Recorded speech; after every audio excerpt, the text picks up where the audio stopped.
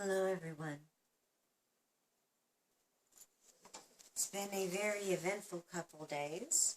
Lots of things happening in our personal lives and around the world. Today we're doing lesson 8 in A Course in Miracles workbook. My mind is preoccupied with past thoughts, and the correlating text, which we'll start with, which is Chapter 1, The Meaning of Miracles, and it's sections 6, The Illusion of Needs, and section 7, Distortions of Miracle Impulses. Alright, so we'll start with the text. 6. The Illusion of Needs. You who want peace can find it only by complete forgiveness.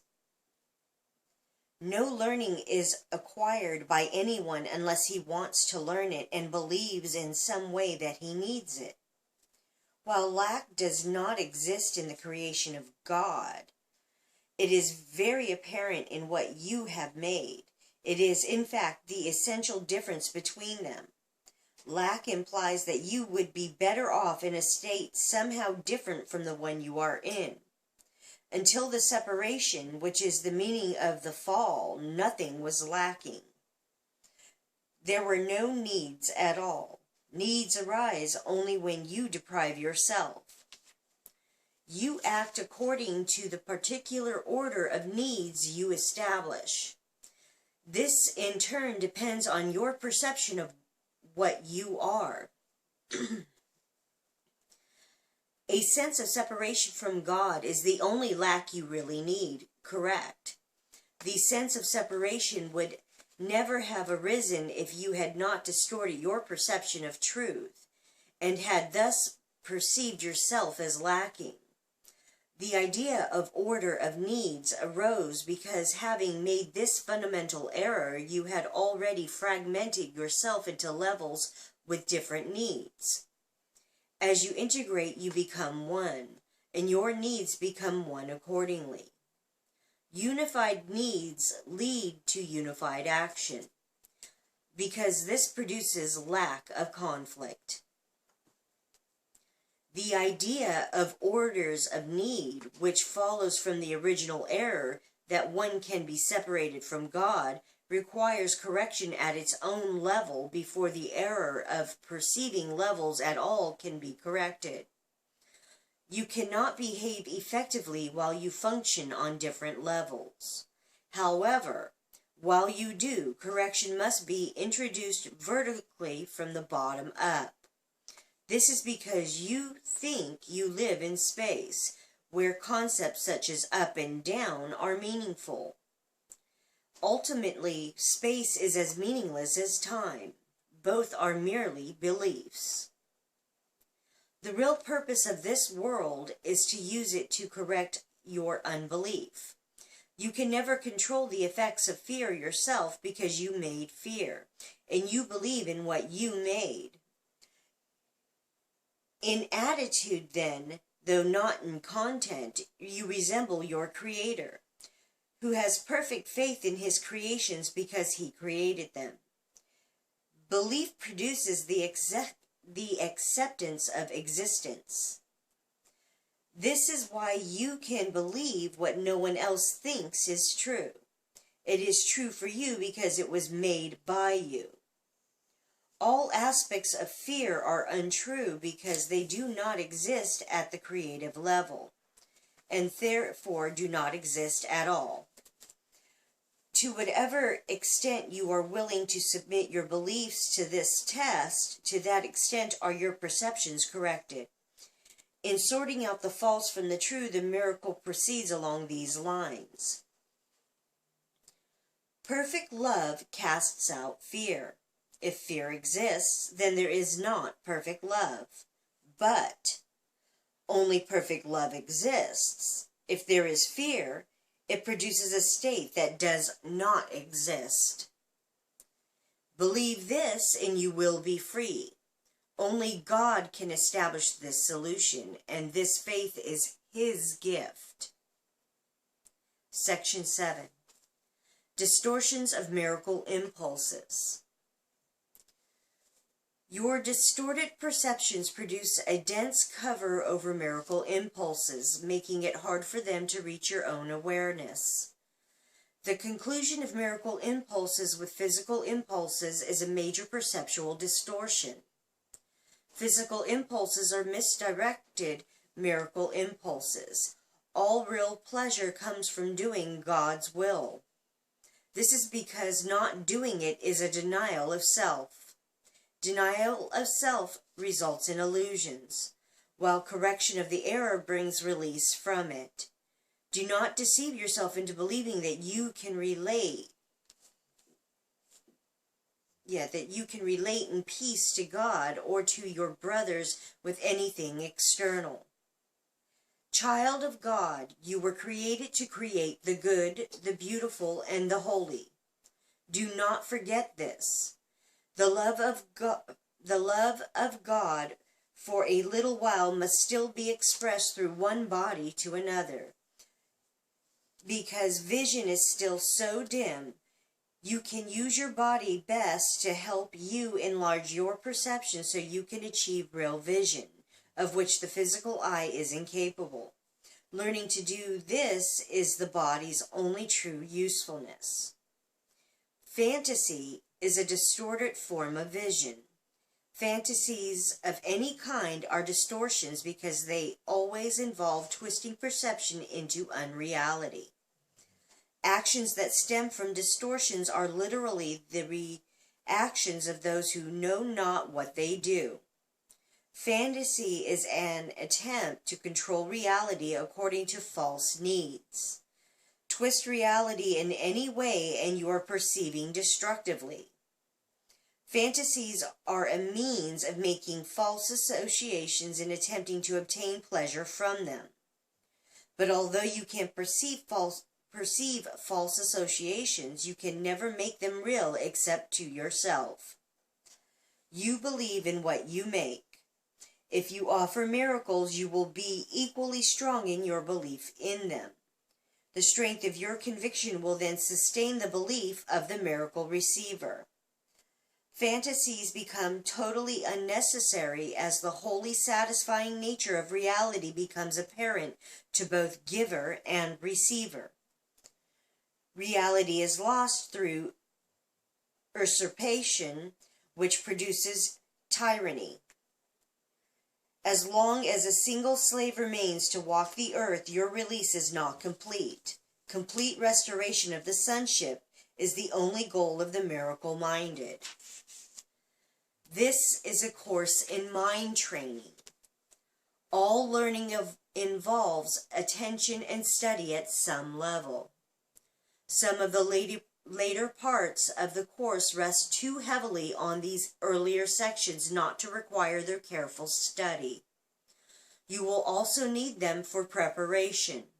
Without this, you may become much too fearful of what it is to come to make constructive use of it. However, as you study these earlier sections, you will begin to see some of the implications that will be amplified later on. A solid foundation is necessary because of the confusion between fear and awe, to which I have already referred and which is often made. I have said that awe is inappropriate in connection with the sons of God, because you should not experience awe in the presence of your equals. However, it was also emphasized that awe is proper in the presence of your Creator. I have been careful to clarify my role in the atonement without either over or understating it. I am also trying to do the same with yours. I have stressed that awe is not an appropriate reaction to me because of our inherent equality. Some of the later steps in this course, however, involve a more direct approach to God Himself. It would be unwise to start on these steps without careful preparation, or awe will be confused with fear, and the experience will be more traumatic than beatific. Healing is of God in the end. The means are being carefully explained to you. Revelation may occasionally reveal the end to you, but to reach it, the means are needed. That is the end of chapter 1, the meaning of miracles. When we continue on with the chapter reading, we'll be starting with chapter 2. Something I want to bring into attention here. The last couple sentences, they're talking about healing is of God in the end. The means are being carefully explained to you. Revelation may occasionally reveal the end to you, but to reach it, the means are needed. I have had a lot of healings that I've had come to me as I've done these workbook lessons. And when I'm talking about healings, I'm not talking about just of the mind. I'm also talking about of the body, of physical diseases. As I had the truths shown to me and accepted them as they are, with the understanding that I did all of these things to myself, I found myself healed of diseases like cancer, diabetes, high blood pressure, migraines. And all of these things are possible when we have faith and trust and belief in what it is we're being shown as being true. But we got to let go of all of our beliefs that we've been putting our trust and faith into first. Even our core beliefs, the things we think define us. And healing is of the mind. We're healing our minds right now as we do this course of all the things we've been taught to believe that aren't true. We'll be moving on now to the lesson of the day. Lesson 8. Lesson 8. My mind is preoccupied with the past. Thoughts.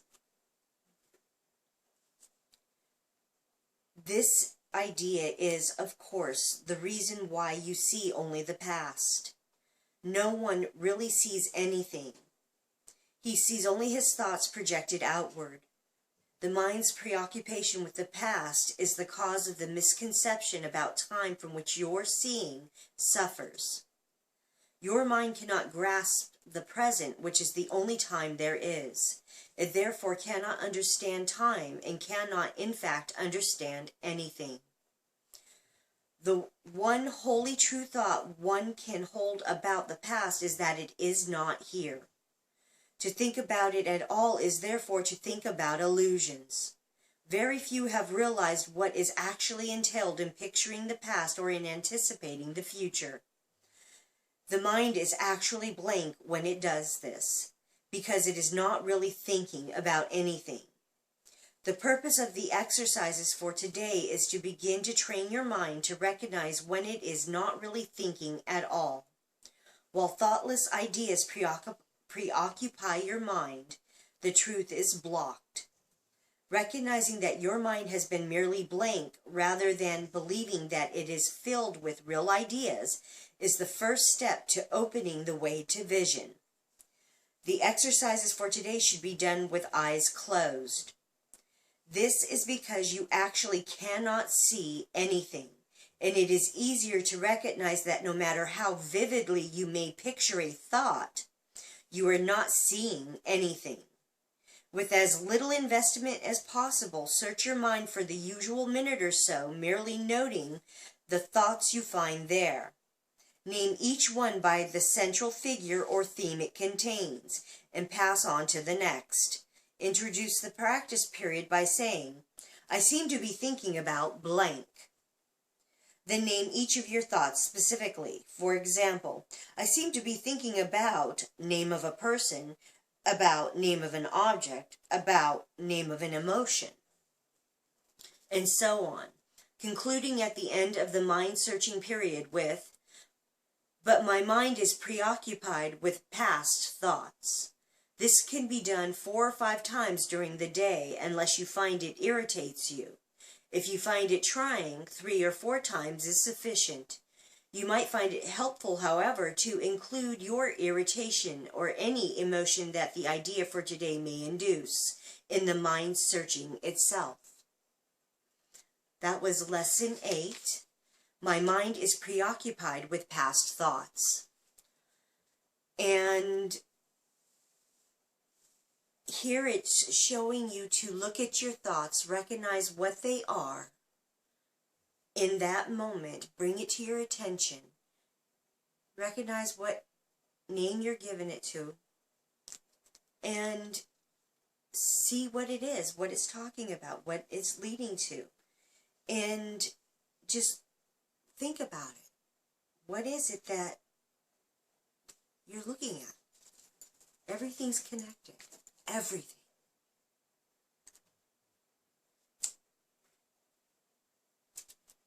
Again, this was Lesson 8. My mind is preoccupied with past thoughts. Thank you for joining us today. We have Alex behind the camera. My name's Sabrina Reyenga. Thank you for joining us. Have a wonderful day. Namaste.